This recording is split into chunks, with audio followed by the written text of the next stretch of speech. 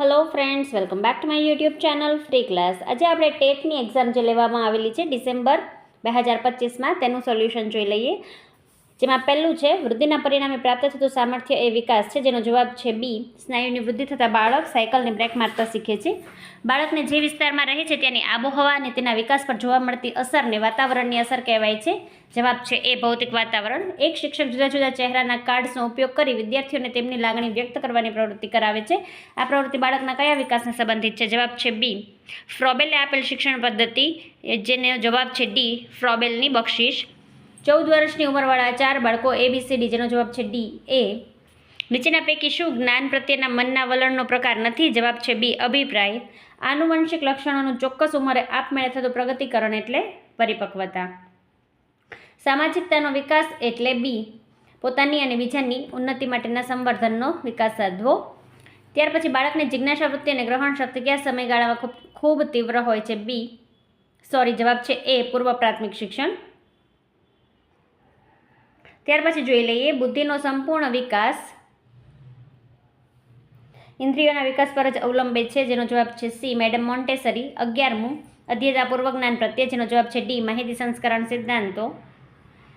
ત્યાર પછી 12મું જોઈ લઈએ બાળકોમાં ક્રોધ, ભય, ઈર્ષા. જવાબ છે સી. સાંવેગિક વિકાસ. નીચેના પૈકી કઈ જોડ અયોગ્ય છે? જવાબ છે સી. ઇન્દ્રિય શિક્ષણના સાધનો જોન ડ્યુઈ અયોગ્ય જોડ છે. વર્ગમાં એક વિદ્યાર્થી અન્ય વિદ્યાર્થીનો સ્વીકાર કેટલા અંશે કરે? જવાબ બી. સામાજિકતા મિતિ. બ્રુનર દ્વારા રજૂ કરવામાં આવેલ અન્વેષણાત્મક અધ્યયન, જેનો જવાબ છે બી. સંરચનાવાદ. CWSN એટલે એવા બાળકો કે જેમાં વિધાન એ સાચું અને વિધાન બી ખોટું. બરાબર, જેનો જવાબ છે બી. પહેલું વિધાન સાચું છે અને બીજું વિધાન ખોટું છે. ત્યાર પછી જોઈ લઈએ ડિસ્લેક્સિયા ધરાવતા બાળક માટે નીચેના પૈકી શું સાચું છે? તો કે એ. અતિ મંદ ગતિએ બાળક લખે છે. શ્રીમદ ભગવદ્ ગીતાનું પ્રધાન વાક્ય અહમ બ્રહ્માસ્મિ શું સૂચવે છે? મનુષ્યનું ગૌરવ. ઓટિઝમ ધરાવતા બાળકો પોતાની દુનિયામાં મસ્ત રહેવું. 20માનો જવાબ છે ડી. સ્વલીનતા.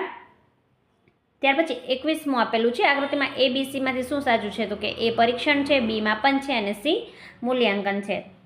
ત્યાર પછી જોઈ લઈએ અધ્યયન સંબંધિત અક્ષમતા ધરાવતા બાળકોમાં કયું લક્ષણ જોવા મળે નહીં? જવાબ છે સી. અધ્યયતા કેટલું શીખ્યા, કેવી રીતે શીખ્યા અને તે જાણવા માટે કયા પ્રકારના મૂલ્યાંકન વધુ ઉપયોગી છે? જવાબ છે બી. રચનાત્મક. શાળાકીય સર્વગ્રાહી મૂલ્યાંકન એટલે શું? તો જવાબ છે સી. સમાવેશી શિક્ષણનું મૂલ્યાંકન કેવી રીતે થવું જોઈએ? જવાબ છે બી. બહુશ્રેણીય શિક્ષણમાં સિન્ડિકેટ પ્રયુક્તિ એટલે શું? વિદ્યાર્થી શિક્ષણની પ્રયુક્તિ.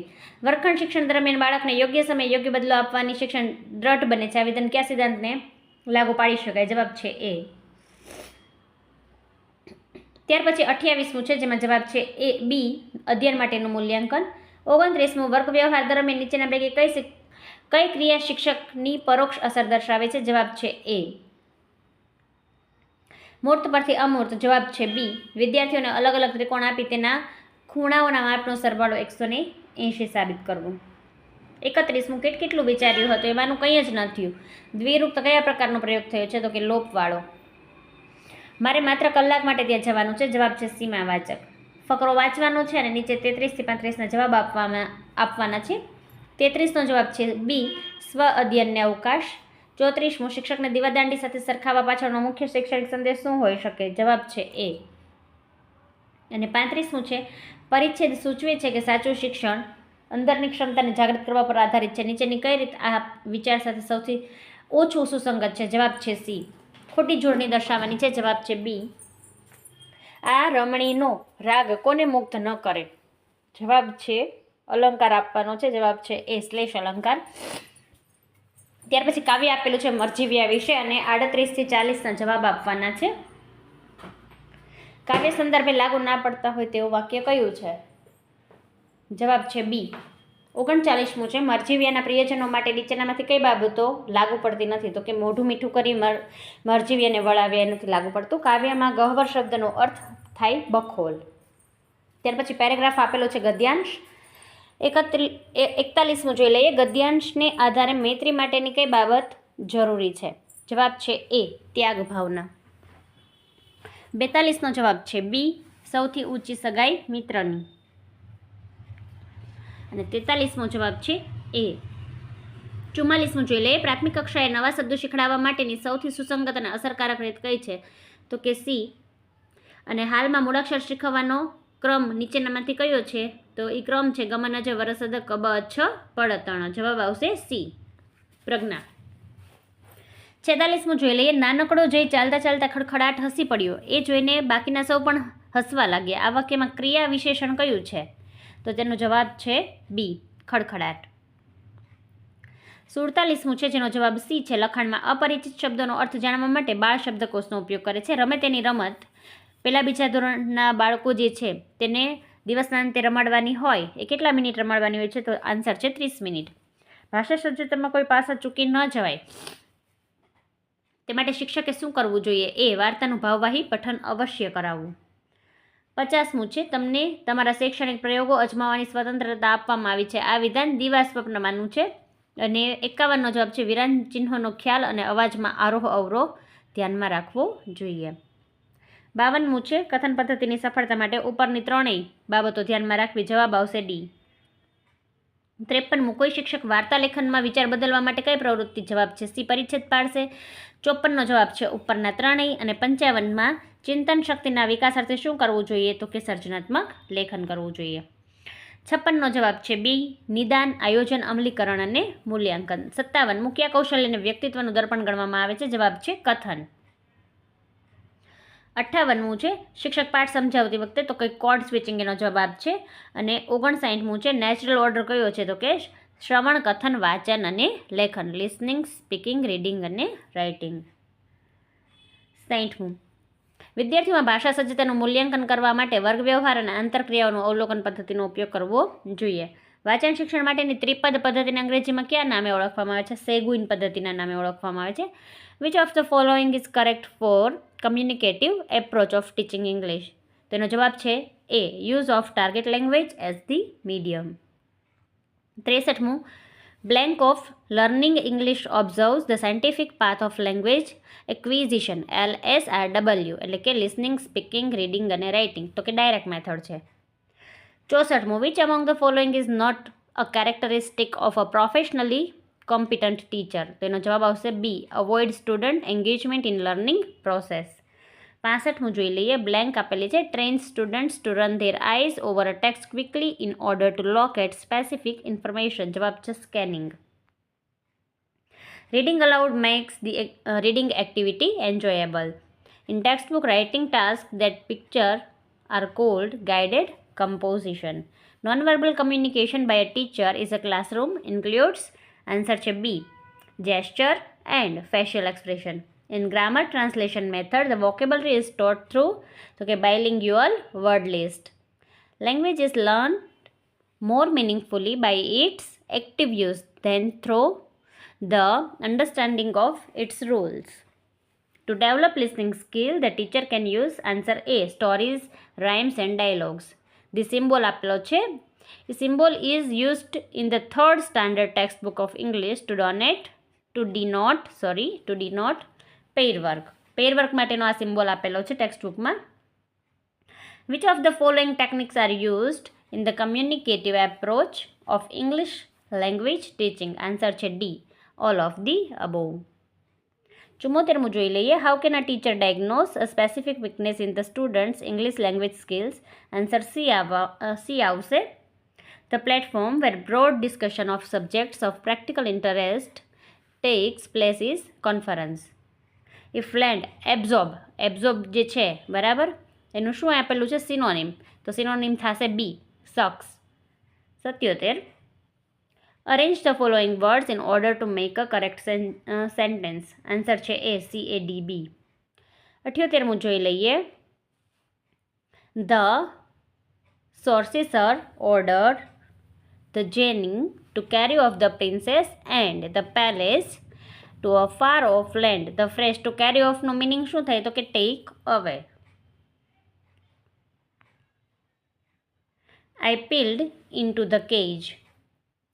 અહીંયા ક્રોપ જે છે એ શું આઈડેન્ટિફાઈ કરે છે એ લખવાનું છે, એ જણાવવાનું છે. જવાબ છે એ, નાઉન.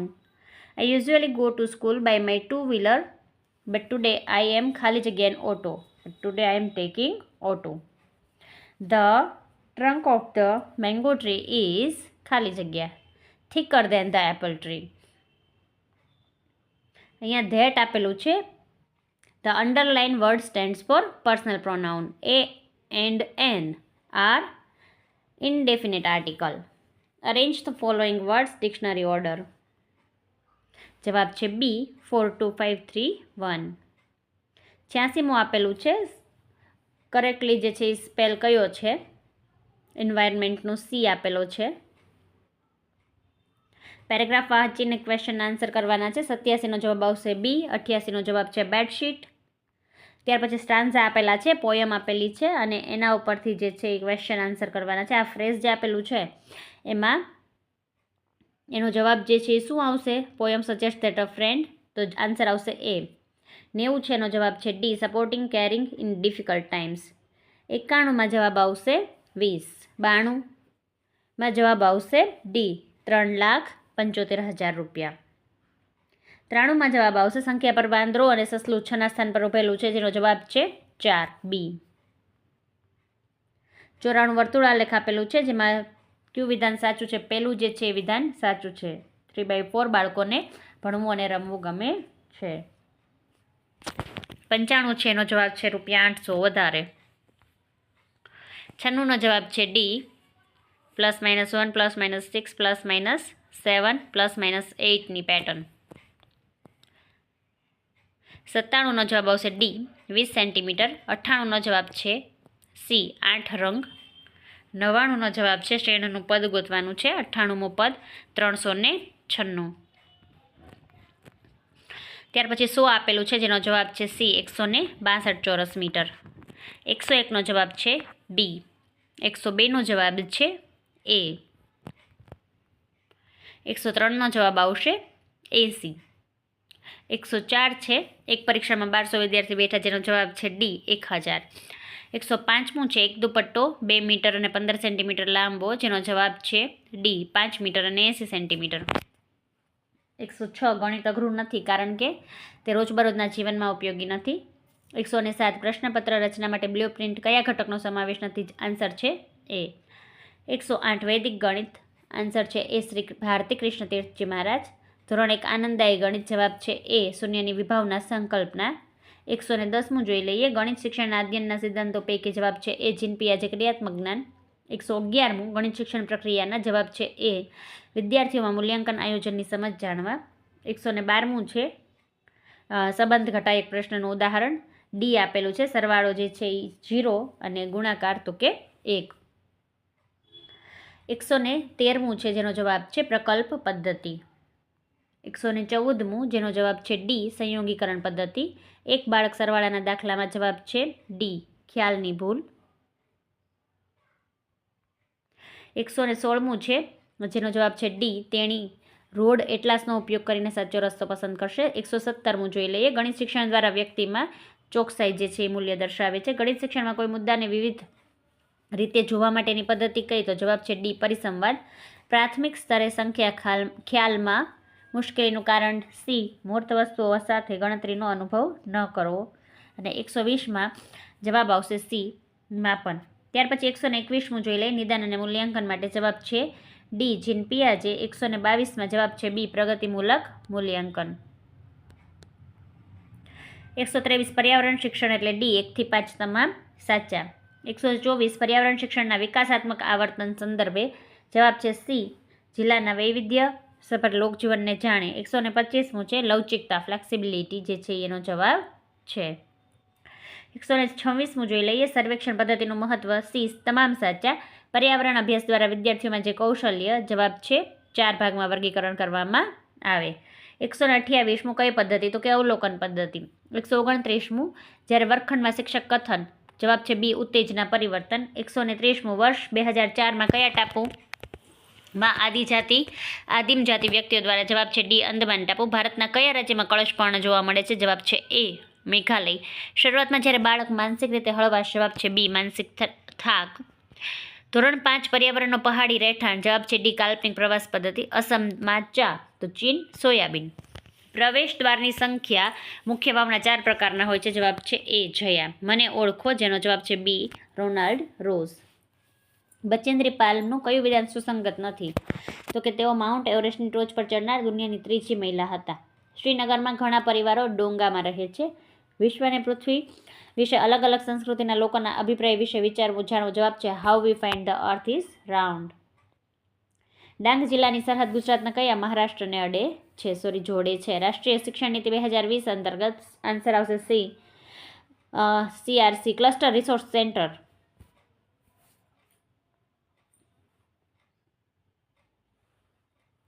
રાષ્ટ્રીય શિક્ષણ નીતિ 2020 અંતર્ગત કયા વયજૂથને આવરી લેવામાં આવે છે? 3 થી 18. બ્રેઇલ લિપિ કેટલા ટપકાઓ પર આધારિત છે? જવાબ છે સી, 6. સિંગાપોર ખાતે યોજાયેલ. જવાબ છે ડી, ચીન. એક વ્યક્તિ પોતાના ઘરથી ઉત્તર તરફ 3 કિલોમીટર જાય. આન્સર આવશે ડી, 5 કિલોમીટર. 146મું. ગુજરાત સરકારની મુખ્યમંત્રી શ્રી, જેનો જવાબ છે સી, નિયામક શ્રી શાળાઓ. 147મું. એક ભારત શ્રેષ્ઠ ભારત યોજના જે છે અંતર્ગત કયા બે રાજ્ય, ગુજરાત રાજ્ય જે છે એ છત્તીસગઢ સાથે સહભાગી રાજ્ય બન્યું છે? ત્યાર પછી GCERT ગાંધીનગર દ્વારા. જવાબ છે B, science and technology for sustainable future. Manoj ધોરણ 1 થી 4 નોન ગ્રાન્ટેડ. જવાબ છે સી, જ્ઞાનશક્તિ રેસિડેન્શિયલ સ્કૂલમાં પ્રવેશ. દીક્ષા પોર્ટલ શું છે? તો કે શિક્ષકો માટેનું ડિજિટલ પ્લેટફોર્મ છે. બાળકો આ ઓફિશિયલ આન્સર કી નથી, મેં મારી રીતે સોલ્વ કરેલું છે. હવે મળીશું આપણે ફરી નવા વિડીયોમાં. Thank you friends.